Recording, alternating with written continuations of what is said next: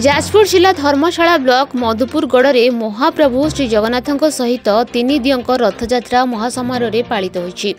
हजार हजार श्रद्धालुओं गहन में पारंपरिक रीतिनीति अनुଯାयी यह गणपर्व पालित होइछि।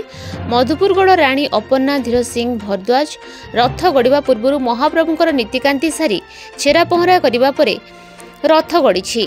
अतिथि भाव धर्मशाला विधायक हिमांशु शेखर साहू जोगदे महाप्रभु श्री जगन्नाथ दर्शन करते। पल्लीरू दिल्ली पर्यंत पवित्र रथयात्रा पालन करुवा बेले ग्रामांचल यह धूमधाम रे होइछि।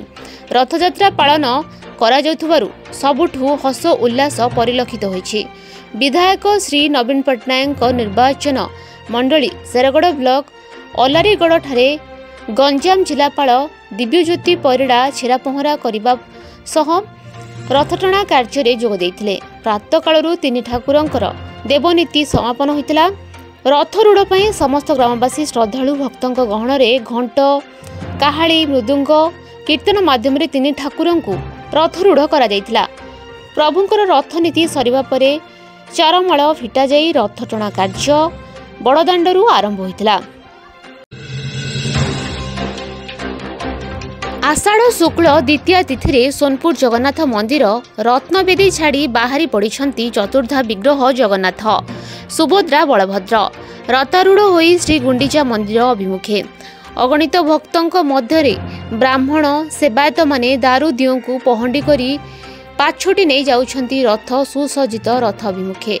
प्रशासन तरफ भजन कीर्तन व्यवस्था होईछि। पुलिस प्रशासन भिड़ नियंत्रण करी शांति श्रृंखला रे किपरि रथ खला को भगवान पहुंची रथ रे भक्तों को दर्शन देले दारू ब्रह्म। शांति श्रृंखला रे रथ टणा संपन्न होईछि। माधव भाई हो कौन लॉटरी बाजी रे आज भारी खुशी।